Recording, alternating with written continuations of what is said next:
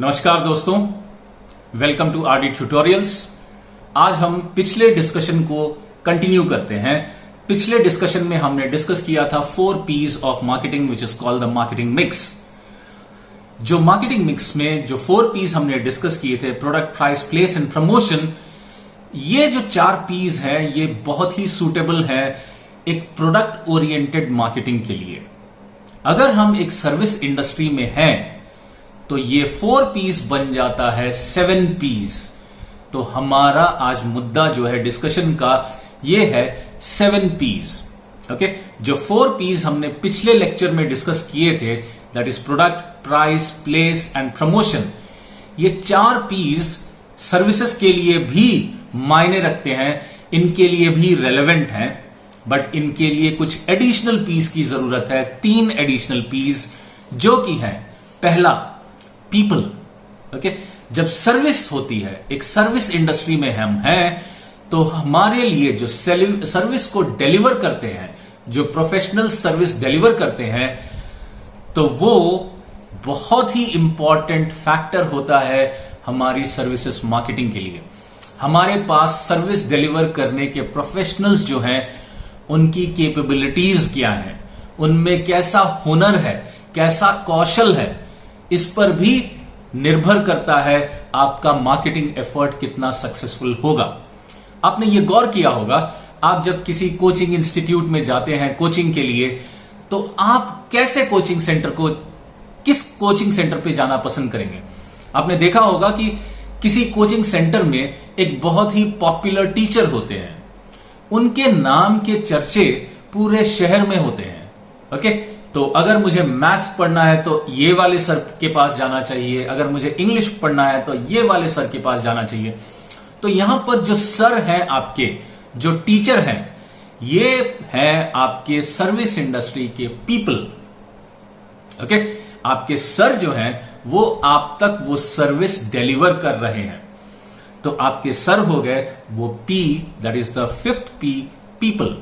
Okay, इसी तरह आप कभी किसी शारीरिक तकलीफ से, कोई मेडिकल इश्यू फेस कर रहे हैं, आप जब अपने इर्द गिर्द अपने दोस्तों से, अपने रिश्तेदारों से इस चीज की डिस्कशन करते हैं कि यार मेरे पेट में कोई तकलीफ है, ओके, तो वो बताते हैं कि ये फलाना हॉस्पिटल में ये डॉक्टर बैठते हैं, इनके पास जाओ। ओके, तो ये वो जो डॉक्टर को रेकमेंड कर रहे हैं, ये डॉक्टर हो गए उस हॉस्पिटल के पीपल जो आप तक वो सर्विस डिलीवर करते हैं। ओके, आपने देखा होगा, आप जब भी कोई हेयर कटिंग सैलून में जाते हैं तो आप क्या किसी से भी कट करवा लेते हैं, हेयर कटिंग किसी से भी करवा लेते हैं, या आपका कोई फेवरेट स्टाइलिस्ट होता है तो इवन वो अगर बिजी हो, आप उसके लिए वेट करते हैं। आप हर बार एक अलग अलग सैलून में नहीं चले जाते, आप एक स्पेसिफिक सैलून में ही जाते हैं, क्योंकि आपका फेवरेट स्टाइलिस्ट वहां पर है। आप चाहते हैं कि आप उसी से अपना हेयर कट करवाओ। तो यहां जो आपका हेयर स्टाइलिस्ट है वो है आपका पीपल। ओके, तो यहां पीपल जो है, उनका स्किल, उनका एक्सपीरियंस, उनका नॉलेज बहुत मायने रखता है सर्विस डिलीवरी में। तो सर्विस इंडस्ट्री में आपका 5th P हुआ पीपल।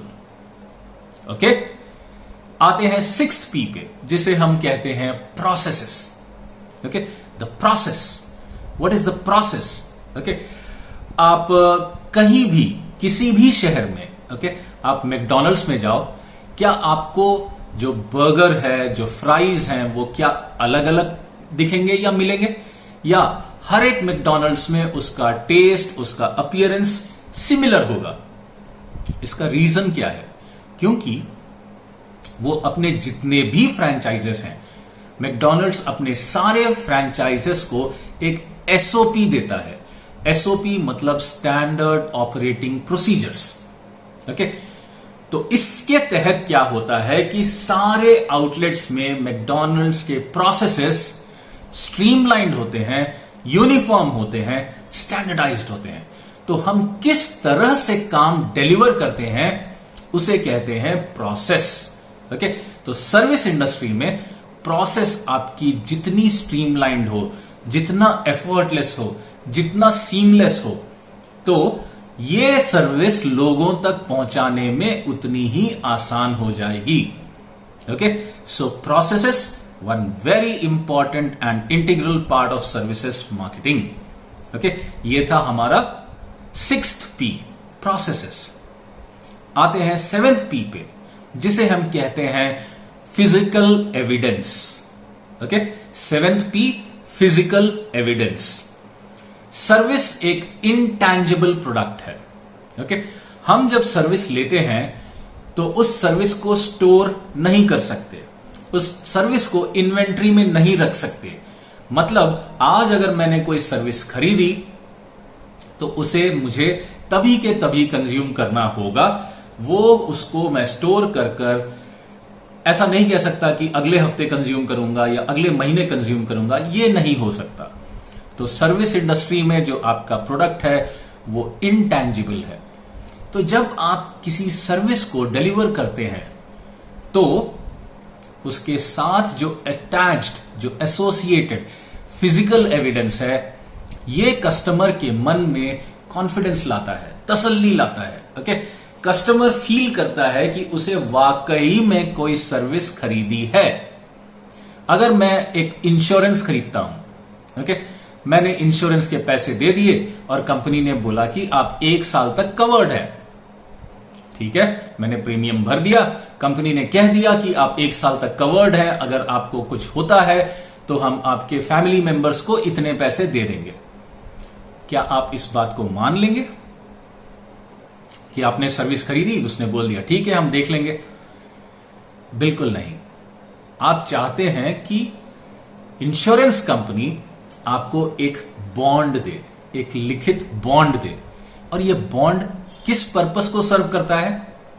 बिना बॉन्ड के भी हो सकता है इंश्योरेंस कंपनी आपको सर्विस दे, लेकिन आपको बॉन्ड दिया जाता है। इसका रीजन क्या है, इसका पर्पस क्या है? जस्ट ये आपके पास एक फिजिकल एविडेंस बन जाता है, राइट? इसी तरह आपने देखा होगा, मैं अपना ही एक एग्जांपल देता हूं। मैं जितने भी अपने डे टू डे ट्रांजैक्शंस होते हैं, ये मैं प्राइवेट बैंक्स के साथ करता हूं, जो कि आईसीआईसीआई बैंक के साथ करता हूं। लेकिन जितने भी मेरे फिक्स डिपॉजिट्स हैं वो मैं एसबीआई में करता हूं। ओके, हो सकता है मैं गलत हूं, लेकिन ये मेरी एक साइकोलॉजिकल सेटिस्फैक्शन है। मैं जब भी एसबीआई में फिक्स डिपॉजिट कराता हूं, बिना मांगे मुझे एक बड़ा सरकारी डॉक्यूमेंट देते हैं, जिसे एक बॉन्ड की तरह लगता है, जिससे मुझे बहुत ही अच्छी फीलिंग आती है, सुकून मिलता है, सेटिस्फैक्शन मिलता है। और ये बॉन्ड काम करता है एक फिजिकल एविडेंस का। ओके, लेकिन ये आईसीआईसीआई बैंक जो है, मैं जब भी फिक्स डिपॉजिट करूं तो या तो मुझे बॉन्ड मांगना पड़ता है, या वो बोलते हैं कि आप अपने अकाउंट में लॉगिन करके देख सकते हो गया है। ओके, जरूर मैं इस बात को मानता हूं कि मेरे नेट बैंकिंग में, ऑनलाइन बैंकिंग में ये पूरा ट्रांजैक्शन रिफ्लेक्ट करता है और मुझे फिक्स डिपॉजिट का वैल्यू भी दिखता है। लेकिन मुझे अगर वो बॉन्ड बिना मांगे दे दिया जाए, मुझे बहुत ही अच्छी फीलिंग आती है। ओके, ये हो गया एक फिजिकल एविडेंस की अहमियत। आप छोटे मोटे किसी भी सैलून में जाते हो अपने हेयर स्टाइल करवाने के लिए, वहां आपने देखा होगा कि कई सारे सैलून में आजकल फैशन बन गया है कि एक जावेद हबीब का सर्टिफिकेट लटका हुआ होता है। उसमें लिखा होता है कि इस बंदे ने 1 दिन की या 2 दिन की जावेद हबीब के वर्कशॉप में अटेंड किया था। उसका पर्पस क्या है?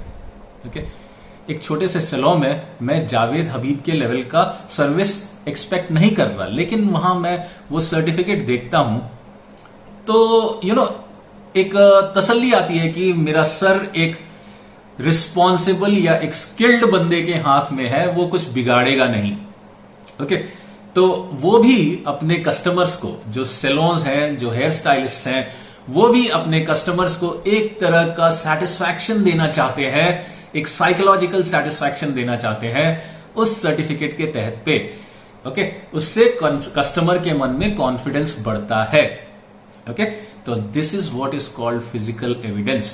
तो सर्विस इंडस्ट्री में फिजिकल एविडेंस की बहुत ही ज्यादा अहमियत होती है, क्योंकि सर्विस इंटैंजिबल होता है और अगर मुझे वो एविडेंस ना दिखे तो मुझे यकीन नहीं होता कि वाकई में मुझे कोई जेन्युइन सर्विस डिलीवर हो रही है। ओके, टू सम अप, तो in services marketing there are 7 P's।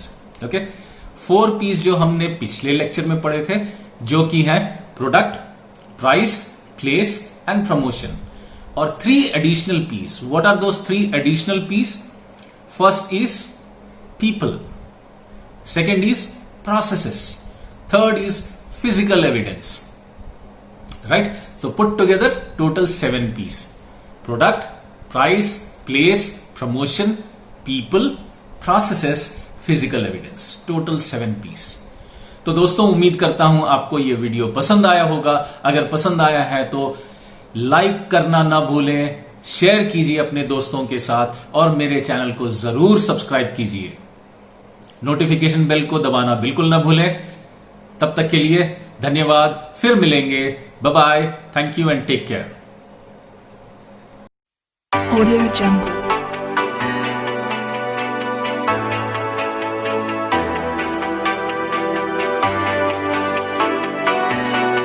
Audio Jungle.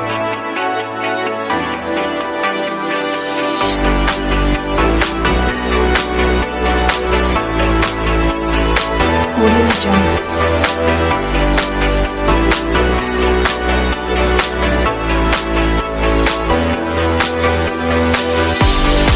Audio Jungle.